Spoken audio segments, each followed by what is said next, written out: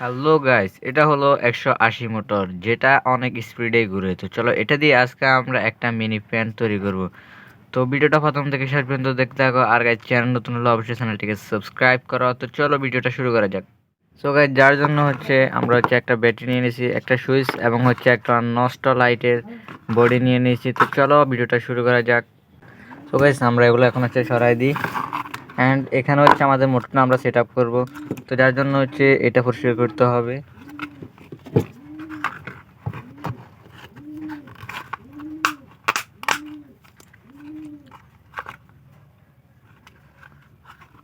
So guys, আমরা plus দিয়ে এটা উঠে নিয়েছি। অ্যান্ড মোটরটা এখানে সেট আপ করবো এখন।